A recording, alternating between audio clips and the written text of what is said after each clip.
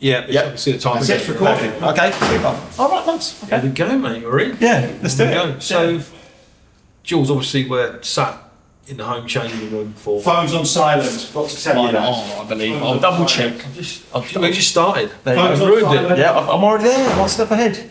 You've got respect for Jim. Put your phone on silent. Try again, mate. So, obviously, we're sat in the home changing room, Hampton Richmond Borough Football Club, and this is your home changing room. And looking around it now, it must evoke a lot of emotions for you.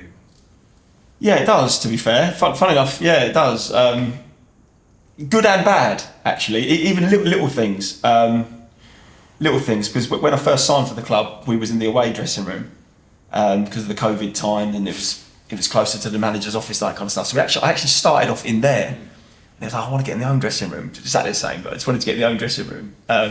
Then got in the home dressing room, and I think football players are very superstitious and routine, or whatever you want to call it. And then I got my spot, and that was my spot. And then being injured this year, my spot's no longer my spot, and it's like, oh no, I've lost my spot. Do you know what I mean? So there's little things like that. But so where was your spot? So just to the left here by the door. Okay. Yeah, that was my spot. So I'll let Adam have it. You can rent it for a little while. So I know that we've spoken before a couple of times. We sat in the stand and had a chat about potentially you coming towards your end of your career. Yeah. And where are you at with it now? Yeah. So when we spoke, I think you probably could have picked up on me being very worried and anxious and down about it, and I was, I said to myself, right, I've got to live with whatever decision I make, and that's sort of the advice that I got from yourself. And I spoke to a lot of people, Jim, and I valued our conversation, to be fair. It was brilliant. And I said, whatever decision I make, I've got to better look in the mirror and be content with that. And there's risks to trying to play, and there's what ifs if you don't, and there's all ifs, buts and maybes. But I said to myself, right, let's give it one more go, gradually build up in training. If I feel any pain whatsoever, that's me. And then at least I know, Jim, I'll give it a shot. Yeah. And I can live with that. No, I get that, Yeah. It's funny because when I spoke to you, I mean, we have quite a lot in common. Okay. So when I left the army, I obviously left. I could have stayed on till longer. I did 22 years and 9 months, and I had a bad back, similar kind of thing to yourself, and I decided to leave and pursue another career because I'd had enough of being away from home, from honest with you as well. Because that takes its toll on you. But when I left the army, I remember driving out the gates at Hereford, and after spending 22 years in the army and over 10 years serving in the SAS, I remember looking in my rearview mirror and seeing the gates closed behind me when I left the camp. And it was almost like the guillotine coming down on my career. Yeah. And it bloody hurt, if I'm honest with you. It really did. Yeah. And but it wasn't long before you're forced to look over the bonnet and the road ahead, and that's the way I looked at it. Is that but I become institutionalised, and I really enjoyed what I did, and it was hard letting it go. And is it something that? How do you think you're going to cope with that when you come to retire? Yeah, like that part of it, I think is going to be tough. I mean, like I said a few years ago, I was in the dressing room at Ebbsfleet away. I was playing an FA Cup game at Ebbsfleet away, and they're a good team, and I think they were top of the league at the time, and we knew it was a tough game going into it, and the bell went, and I looked at Sammy Deadfield. I think Sammy was injured that day.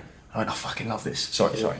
I went, I love this, Sammy, that bell. I love it. I said, it gives me a feeling like nothing I can ever replicate in my life, because when you're out there, it takes care of itself. That's football, but that moment before is unique. I think it's very unique, because are we going to win? Are we going to lose? How's it going to go? The unknown, and all the training, all the preparation leads up to that moment. I think I'm going to miss that, Jim. Yeah, I think I'm going to miss that. You'd be surprised, because I think that military people and sports people, particularly in football, have got quite a lot in common, because this is where you have your pre-match briefings and the manager does his team talk, your plans, and then you go out onto your battlefield, and it's pretty much similar to us when we go on operations, or if we go on a mission. We go for a similar process, which is called the orders process, where we sit down, pretty much like you do in here, and try and defeat the other team, or the enemy in our eyes, and to try and get your tactics right to defeat them. So it's quite similar in that respect, that you're trying to defeat somebody, and the process is pretty similar, to be honest with you. But it's hard when you leave something you love, and have been involved in for so long. And I found it tough for probably 2 or 3 years after I left. But well, do you know what, Jim? Sorry to interrupt you there. That's all right. It's like I said to my wife, I think when around the time we was talking, I went, I can't remember my life. Can't remember my life without playing football. Yeah. So I think I started playing when I was 5. Yeah. And it's like I can't even And listen, I think everybody around the club knows how much I love riding my bike.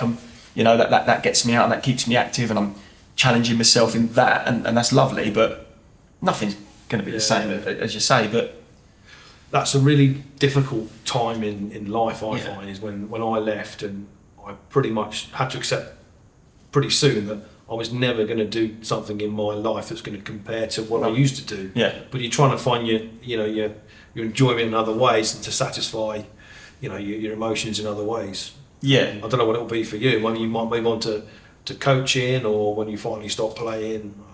I hope so. Yeah, I hope so. And it's like I've started to. It was almost like a fear before of looking at coaching and studying teams and watching it from that angle. Because it was like, no, I want to play. Yeah. As soon as I accept that playing's coming to an end, I feel like I'll lose an edge. But actually, I've started sort of looking at the way Mel does stuff in it from a different angle. Like, okay, Mel's saying that. Why is he saying that? And Mel's done this. Why has he done that? Rather than just, Mel said this, let's do it. I'm sort of looking at why and what and how and so you're when. putting your coaching cap on. So I'm trying to sort of see why, and then just, okay, would I have done it like that? What would I have said? How would I have done that? What substitution would I make now? And just looking at the games like that. And listen, spoke about Adam a minute ago. It was almost like up to probably 6-7 weeks ago, without sounding selfish, Jim, but why do I want to help Adam?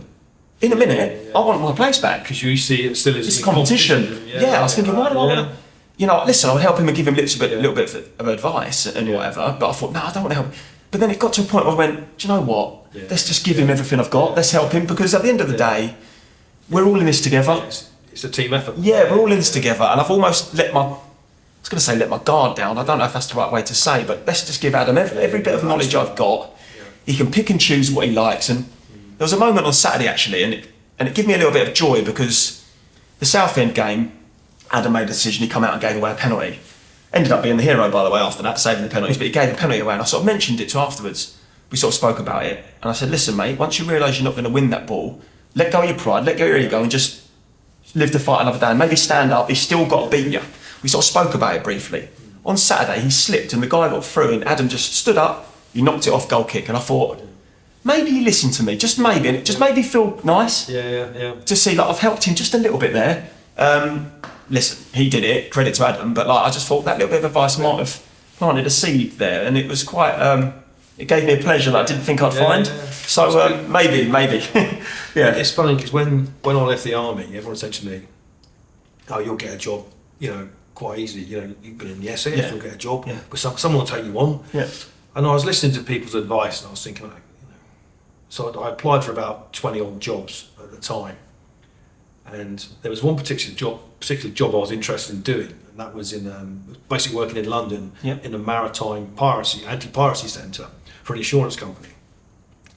So I applied for this job, and a couple of weeks passed, and I'd heard nothing. So I thought, I'm going to phone them up and say where I'm at with my application, and that's exactly what I did. And I phoned up, and this lady answered the phone, and I heard her say, "Hello, can I help you?" And I said, "Oh, my name's James Menday." I said, "I've applied for a job a couple of weeks ago. I'm just seeing where I'm at in the application." And then I heard her say, "What was your name again?" Sorry, I said, "James Menday." She said, and I heard her put her hand over the phone. She didn't put me on mute. No, but she put her hand over the phone, and she went, "Oh my God, it's that guy. What do I do?" Yeah. And I had a guy in the background say, what are you on about? What guy? And she goes, "It's that guy that thinks he's in the SAS." And then he said, "Just put the phone down on him." And I was like, "Oh, you're joking me." So that was what I was up against when I left. People wouldn't take me seriously, which I found very frustrating. Yeah. I mean, funny you say that, Jim. Actually, because a lot of people have said that. Even find you'll get a job here, there. But like, I know what football's like. You know, it's life moves on quickly. Of course it does. When I left, when you're out of something, when I left, it was right. You know, I drove out the gate, and that was it. No one's phoned me up, said how are you, what you up to. You're just gone. And that was it. But I think for you've got the opportunity to stay involved in coaching. Then I'm going to try. Sure. I'm going to try. I love playing, and you know, getting to sort of like back to your other question a minute ago. Like, I do think I'm going to have days where I find it hard. And one thing I did notice when we spoke a few months ago is, I don't know, say I went for a speed camera or something that would piss me off for maybe 10 minutes normally, it like really annoyed me. Like my little boy was playing up at home, it really annoyed me. Like, we didn't have no milk in the fridge, it really annoyed me. It was things like that, Jim. And I'm thinking, normally I'd laugh. Why do you think that was? I just, maybe because I was so worried and anxious about my career in football and something I've always done. It was almost like, if you can imagine a glass that's full up, I felt like any other little bit of bad news, however small it was, and sometimes it was something so stupid, it would just overflow the glass. And I remember sort of saying to my missus that she puts up with me. I don't know how she does, bless her, she deserves a medal. But like, I said, sorry, Joe. I said, like, I'm a nightmare at the moment. I knew I was being a nightmare, but it still didn't stop me for that period of time. And it sort of unravels very quickly. You start having a few beers, you eat unhealthy food, you don't work out as much, and it's one thing on top of another, and it's like, got to stop. I think you're right. When your stress bucket gets full up, you need to turn the tap on and let a bit out sometimes. And you're right. Definitely. So what do you do now to kind of try and curb that? What I feel really helps me is get out on my bike. Because I think where I'm so intense with football, my dad said this to me, like, I don't really drink that much, Jim, to be fair. And every now and then I go out with my dad and I'm all in. And he's like, nothing. And he says, like, you know, honestly, it's like, you know, I said, but this is a little bit of time for me to blast some steam, Dad, and we have a right laugh together and that kind of stuff. But getting out on my bike, it's just me, away from football, away from my family, away from my kids, away from my coaching, away from everything. I just get out on my bike and I almost feel like I'm just free from everything. I don't thinking time for you. Just lovely. And doing that, along with just living healthy, helps me. I've noticed that. And when I don't cycle for a week or two, and I start not eating healthy and whatever, I start to get a little bit. I feel it coming. I wake up in the morning. It's almost like that's my medicine. Just being outdoors, being active, pushing my body. That helps. That definitely helps. Easier said than done, because sometimes you go, oh no, I just want to be in bed. I remember just wanting to be in bed. Not want to get up. I didn't want to get up. Just couldn't be bothered. I'd get up and I'd feel tired. And just no motivation. Do you think you're a little bit depressed? Yeah, definitely. Looking back now, definitely. Just couldn't be bothered to do anything. Whereas, like, you've seen me around the club, Jim, I'd like to feel I've got a real enthusiasm for the game of football. And I just didn't want to come training. I didn't want to be around the boys. Didn't want to be at match day. Was the worst. So what was the changing point? What made you come into training? What made you change your mind on that? Do you think it was because there was hope there with the coaching and you kind of accepted, as you said, about I think giving advice and enjoying our chat really helped, Jim, because, like, I feel, listen, I love my wife to bits, but sometimes unless you've walked a certain path, it's hard to, because I've been with my wife 21 years, but I feel like, do you really understand my passion for this game? Like, what this game means to me? It was almost like, no, I don't think you do. I reckon she probably does, mate. Well, I bet she does. That's how I looked at it. That's how I looked at it. I thought, no, nobody understands. Like, I said to Mel, Mel, I think I love football more than anyone in the world. And he laughed, and I laughed. Because, of course, it's not true, but I actually feel I love it more than anyone. So I'm suffering more than anyone who's ever retired. That was my attitude. But I think talking to yourself, talking to people, just going, okay, looking back at my career, good and bad, and it was the roller coaster that it was, and actually going, do you know what? I had a good crack at it, and let's now try and give as much back to the youngsters coming through and help them, because before I wasn't looking at it like that. So I guess the angle I'm looking at it, really. It's helped. Can I ask you? So what do you think? What's the best thing about being a footballer, and what's the worst thing about being a footballer? The best thing, I love the routine of the whole week leading up to match day. Like what I eat, how I train, when I sleep, just the whole preparation. And anyone that knows me probably thinks I'm crazy, but if it's a Saturday game, for example, with no game on a Tuesday, I'll start preparing for a match Wednesday morning. Really, like I'm looking at the weather. Oh my God, it's crazy. That's probably why I never want to be a manager, because I'm too intense with myself. So yeah, the build up to a game, I think, is the best part. And then when that buzzer goes 5-3, that feeling it gives me. Of course, making saves and winning games is good as well. And coming in the dressing room with the boys afterwards and celebrating good days. Yeah, there's so much good, Jim. Actually, you asking me to identify one thing that's the best is hard. The worst is probably being injured. Yeah, because you just can't do anything. Yeah. You can't, if you're in the team, out of the team, or you're playing well, you're not playing, you just can't do nothing. So I guess being injured is probably the most frustrating and worst part of it. Yeah, I'd say being injured is the worst. Okay. Yeah. You feel helpless. So what do you think the future holds for you in terms of the club and coaching? Well, you know what? Playing. This guy, I live around the corner, and this has been a club that I sort of looked at probably 2 or 3 years before I actually did sign it. I thought I'd like to play there one day. I'd like to finish my career there. I hope that's the case, but football is such, you never know what's around the corner. Short term, just get myself fit, get myself back on the training ground, prove to everyone, including myself, that I can still do it. Yeah. And I'm extremely motivated to do that. If I feel an injury, no problem, I stop. That's me. I'm at terms with that. I can deal with that. But short term, it's just getting myself back into a standard that I believe I can get to. Yeah. If I can't get to that standard, again, I will stop. Yeah. I've got enough people around me to be honest with me and say, Jules, you're not quite what you were. And that's fine, because I don't want to be playing when goals are going past me left, right and centre, and it's like, you used to save them. I don't want to have people whispering behind my back. Yeah. You know, it's just, okay, and I'll know that. You said something there, so you've got people around you. Yeah. Obviously, people around you trust and their judgment. Yeah. And you can speak to them openly and honestly. 100%. How important do you think that is in life since you've gone through your career? What I've always said, Jim, is your real friends, the ones who really care about you, are the ones that tell you the truth. Yeah. When you're younger, I think you just want to hear the good. You don't want to hear the bad. Yeah. And when people say bad, you tend to fall out of them. As I've matured,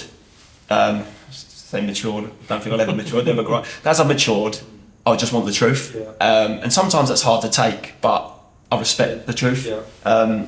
And yeah, like my dad, he's brutal with me sometimes, but we've always been that. Yeah.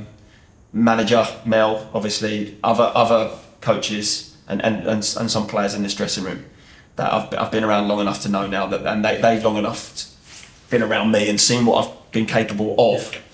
Yeah. And they're sort of 6 or 7 people that I trust, and I know they'd be honest with me.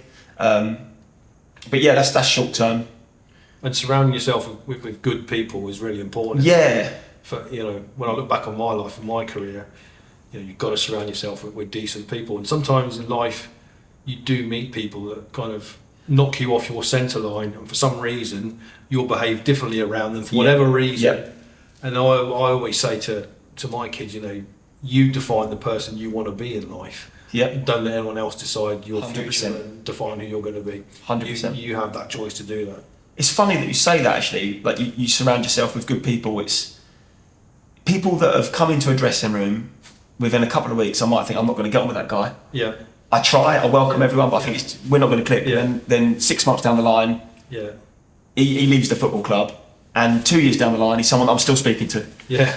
Whereas you could be in a dressing room with someone you speak to every day, you get on with, and then they leave and you never speak to them again. It's funny like that, Jim. You find friendships in different circumstances sometimes. And when you come in on match day, here's a question. So if you come in on match day and you all sit down, you all got your own routines, do you know, or do you sense or pick up on someone's, the sort of atmospherics in the change room if someone's not right, if someone's not in the zone? Can you pick up on that? Because it's quite a closed environment. Yeah, right. Funny you say that, because on match day, when I'm fit and when I'm involved and when I'm playing, I'm so tuned into myself. Yeah.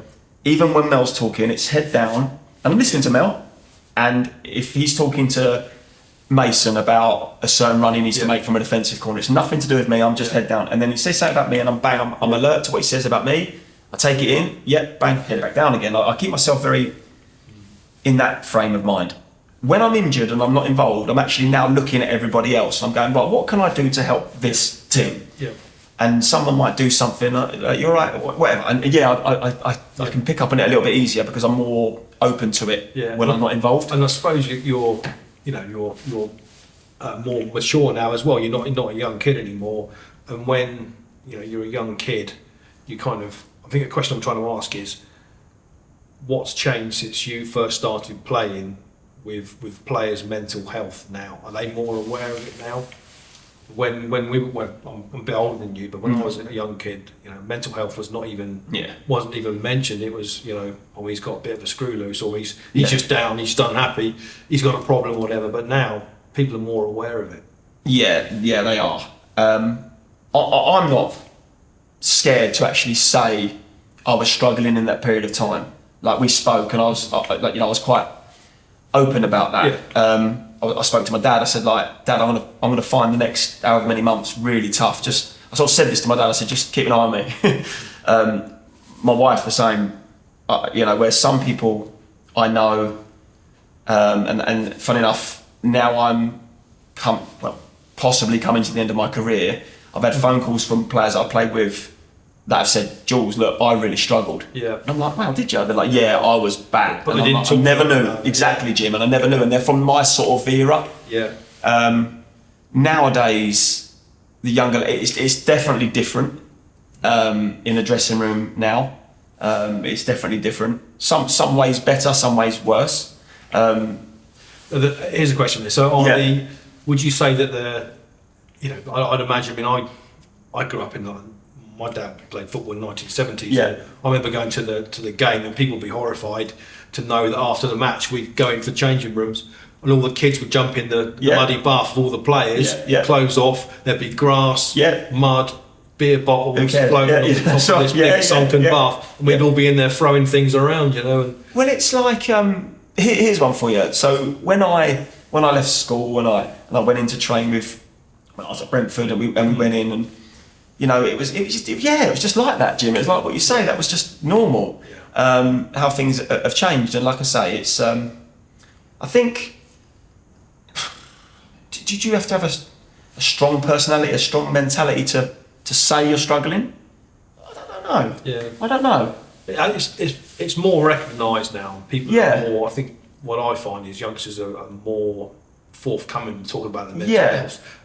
When I was a kid, certainly it wasn't spoken about. No, it was just it was almost like a sign of weakness when you were a youngster, and if you mentioned that you were struggling, it was, oh, don't be daft, just get on with it. But now people are more aware of their feelings and how things should be.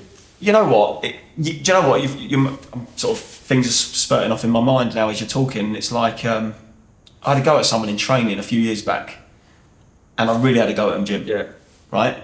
And they Did he score past you or something? Everyone scores past me, mate. So, but he didn't track a runner or something. Just something small. Yeah. So I said, you liven up, make sure you do. And he had a bit bite back at me, and I went, I'm telling you, and it really kicked off, Jim, right? Yeah. And I thought, because you're passionate about the game, right? You're showing your passion, wanting to win for the team. Yeah. I thought afterwards, that was unlike him to act like that. In the moment, I'm fuming, he's fuming, we're going at each other. And after sort of I left and got in the car and I'd calmed down and whatever, I thought that was unlike so-and-so to act like that. So I called him up, to be fair. I texted him first of all. I said, mate, can we check? He said, yeah. So I called him up. I said, listen, mate. I said, what I said, I felt I was right at the time, and you might think you were right. I said, I'm not here to have another go at you. I said, but how you acted, is everything all right? Yeah. And he said, no, not really, Jules, blah, blah, blah. And it made me think, you come into a dressing room or on a training pitch, and things are said sometimes in the heat of the moment. You don't know what's going on outside. Their life, 100%. And we learn as we get older. I think. Do you know what I mean? You experience different things, and I thought, you know what? We don't know sometimes what's going on at home, and some people are better at hiding it than others. And it's like, do you know what? Always have that in the back of your mind when you're talking to someone. Just think, are they okay? Yeah. And I think a lot of guys, certainly my generation, they go through life and they feel every single speed bump along the way. Yeah. Don't say anything. And then they get to a point where they just implode. Yeah. And you've certainly seen people in there. I know people that have done that, guys that have taken their own lives in the past. And these aren't people that you would absolutely, I've known guys in the past, look at them and think, no way would you do that. Yeah. But when I look back on their lives, something's happened in their life that I've known about, and they've hit every single speed bump along the way and got to that point where I've just gone, I've had enough of this. And that goes back to that point about speaking to, confiding in people around you and talking to your dad, family and friends, and having those people. I'm somebody that likes to feel loved, Jim. Like that sounds, I'm a big ugly 40-year-old man, but like I like to feel that from people, and I'm lucky. I've got my two lads, and when Daddy, are you in today? They're always asking me what you're doing. They want to be around me and my wife and my dad and my brother-in-law. I'm so much family around me, and I'm lucky. Not everyone's got that. So I think it's important that, me being me, everyone that walks around the dressing room and comes into here, I care about from the word go. Like, we're trying to achieve something together, and listen, I'm going to get on with some better than others. That's life. But I think it's having that little bit of. Am I thinking about it every single day? No, but every now and then something might just happen. And I go, I wonder if he's okay, and it might just be it might be a text on a Sunday. It might be a little pull in training, like effing or whatever. Because I know I need that little bit of love sometimes. When I was going through it. I'll say his name, Jake Gray, checked in with me a lot, to be fair. Sending me loads of love arts and things. If someone would have seen it, they'd be like, what are you two up to? But that's good though, right? People looking out for absolutely, because when I crossed that white line, like so many people have said it to me, you're like mad, George, you're turning. I said, yeah, I am. I'm like out there, I'm completely different to how I am at home. I'm just a family guy, Jim, who wants to just see everyone succeed, everyone be happy, and that's me. And when I'm out there, I'm different. But Jake, he checked in with me sort of quite a bit, to be fair. And it was little things like that I thought. My wife, without thinking about it. My wife, without sounding arrogant and taking it for granted, I expected my wife to check in and make like she lives there. I expected my dad, but for others, it was like, oh, that's nice. Jake Gray don't have to do that. And like yourself, like you give me your time, and you don't have to do that. And when people do things like that, it's just like that means more sometimes. That was just my experience with it, Jim. And listen, was I in a bad place looking back? But no, but I think I was on a path. And I'm glad that it's good that you recognised it. Did something about it. I think I don't know whether you've noticed a change in me. Or not. You got your spark back in you. I feel. I've noticed that. I've seen you around the club, and I hope that's not just a factor of my spark's back because I'm giving football a go, and if it doesn't work out, I go back down again. But I feel like I've got a few ideas now how to stop. But I suppose you have a future in football if you move away from playing. I hope so. You've got the coaching side of it. That will give you the fix that you probably need. Although you're not playing anymore, you'll still be able to help. And I'm helping still be part of the change room. Definitely. You'll get that buzz from it. So. Yeah, definitely, and it's a challenge in a whole different way. It's a challenge. I now can't physically go out there and save shots and set up attacks and whatever, but I can do things in a different way, and I think you can help doing that.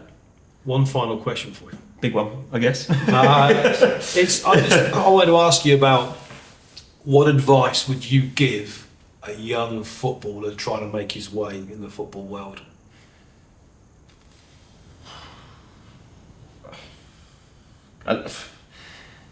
Try your best.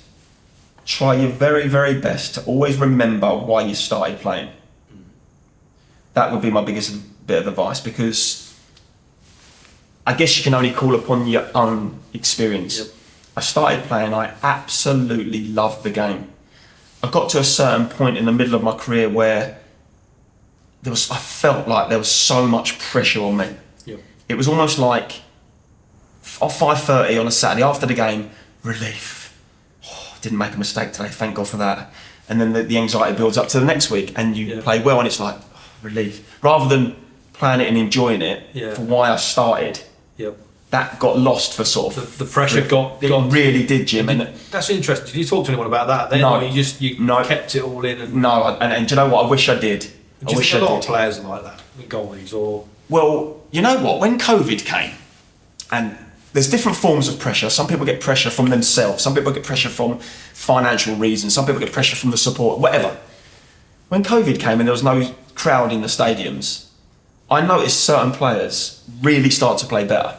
And I thought, that's interesting. Yeah. There's no crowd here. That's why. That's a pressure. There's no judgment. There's no... Yeah. That's right. And like I say, there's lots of forms of different pressures that people can feel. My pressure, I think, was just I wanted to succeed so much. I put so much pressure on myself. Any little thing I did wrong would really drag me down. And I remember sort of back... We didn't have the VOs and the highlights of the games straight away back then, but I'd get up in the middle of the night to watch the goals I conceded and rewind play it over and over and over again. And it wasn't healthy. Yeah. It wasn't healthy, and it was almost like when I had Alfie. It took the enjoyment out of the game for you. I had Alfie. Alfie was born, and all of a sudden, it's like I'm a dad now. That little boy is more important than football. Nothing's ever been more important than football. It almost might like become. Well, I'm just going to enjoy my football now, and it made me such a better goalkeeper, Jim, because I was just calm and relaxed and back to the last sort of 6 or 7 years where I'm really enjoying it again. So the middle period, that 4 or 5 years where I felt I should have been at my best, I was pulling myself back with that pressure. So just remember why you started, remember why you fell in love with football, and just, work hard, give it your all, put pressure on yourself to succeed, I guess, to an extent, but back to that glass again, don't let it overflow, because it was damage you. And speak to people, seek help if you need. Well, funny enough, I lost my train of thought. There was these guys that come in, and they're like, we can help you with your performance, and we can positive mental, mindset and all that kind of stuff. And I thought, no, I don't need all that nonsense. I wish I could. That's my one regret. I wish I could go back and actually. You had to pay them, but obviously, and I thought that's a waste of money. That would have been the best thing I could have done. Because that's my only regret, Jim. I've seen. I won't name names. I've seen players go on in the career, and I was like, I was better than you. I know I was better than you, but you've gone on because you were just. You had the mindset where I didn't at that time. But there you go. That's football, right? That's life. You can, and I can learn from that and hopefully help others. Help others moving forwards with their careers and not see them make that mistake that I made, because that's my one bug that bugs me. But there you go. Can't change it. Jules, thank you very much, Jim, mate. Absolute pleasure, man. Cheers, mate. Thank you very much. Anytime.